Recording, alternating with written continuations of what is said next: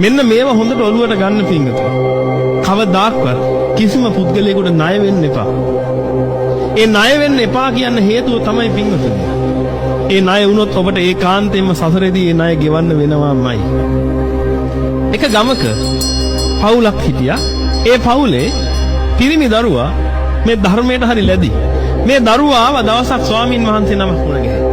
උන්වහන්සේගේ ධර්මය අහලා උන්වහන්සේගේ රේ පැහැදිලා ඉන්නකොට උන්වහන්සේ කිව්වා උන්වහන්සේ යමක් දැක්කා සමාධියට.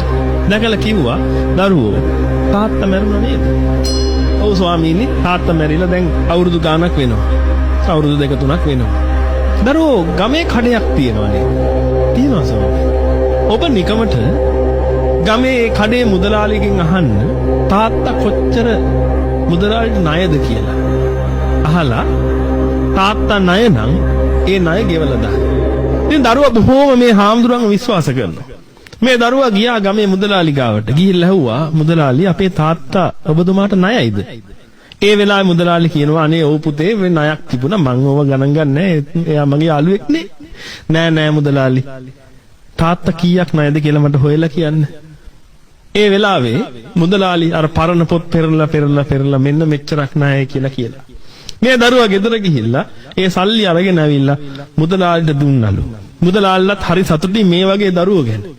මුදලාලි කිව්වලු මන් දැන් මොකද්ද පුතේ කරන්න ඕනේ?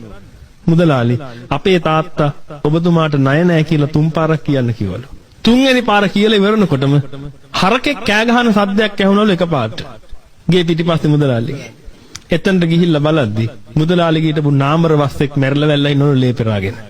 මේ සිද්ධිය දැකලා බොහෝම කම්පණයටපත් වෙලා ගිහිල්ලා හාමුදුරන්ගෙන් ඇහුවලු මේ දරුවා හාමුදුරනේ මෙන්න මෙහෙම දෙයක් වුණා කියලා. ඊට පස්සේ කිව්වලු දරුවෝ ඒක නිසා තමයි මම ඒක කරන්න කිව්වේ. ඔබගේ තාත්තා ඒ මුදලාලිට වෙච්ච ණය පියවන්න ඒ මුදලාලිට බරා දෙන්න හරකෙක් වෙලා ඉපදුනේ. ඒ ණය ගෙවිලා ඉවරයි. ඒ ගනුදෙනු එතනින් පිය වුණා. ඒක නිසා තමයි එතනින් චුත උනේ. දැන් හොඳ තැනක් ලබලා ඇති. බුද්ධ කාලෙට යන්න ඕනේ නැහැ පින්වතුනි මේ වර්තමාන කාලේ වෙච්ච සිදුවීම් මේ. හිතලා බලන්න. සසර කොයිතරම් ගනුදෙනු වලින් පිරීලාද කියලා. එතකොට ඔය පොඩි ගානකට ණය වෙලා ඔහොම ආවනම් හරකෙක් වෙන්න. මේ රටවල වලට පුදුම විදිහට ණය වෙලා යන මිනිස්සු. රාජ්‍ය දේපල හුරා කන මිනිස්සු. මේ මිනිස්සු මේවා දන්නේ නැතුව පින්වතුනි කරන්නේ. අපි හොඳටම දන්නවන්නේ අපි රාජ්‍ය රස්සාවක් කරද්දි මොකද කරන්නේ? ඔක්කොම කොළ ටික ළමයින්ට ගෙනත් දෙනවා. ඔෆිස් එකේ තියෙන කොළ ටික ඔක්කොම ළමයින්ට ගෙනත් දෙනවා ගණන් හදන්න. පෑන් ටික ඔක්කොම ගෙනත් දෙනවා ගණන් හදන්න. නේද? ඔෆිස් එකේ තව මොන හරි දෙනවා ඒකත් ගෙදර ගේනවා. ඒ අපේ ස්වභාවය.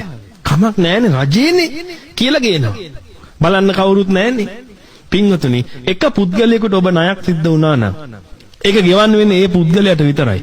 නමුත් ඔබ රජයකට ණයක් සිද්ධ වුණොත් ඒ රටේ ඉන්න සියලුම පුරවැසියන්ට ඒ ණය ගෙවන්නම වෙනවා.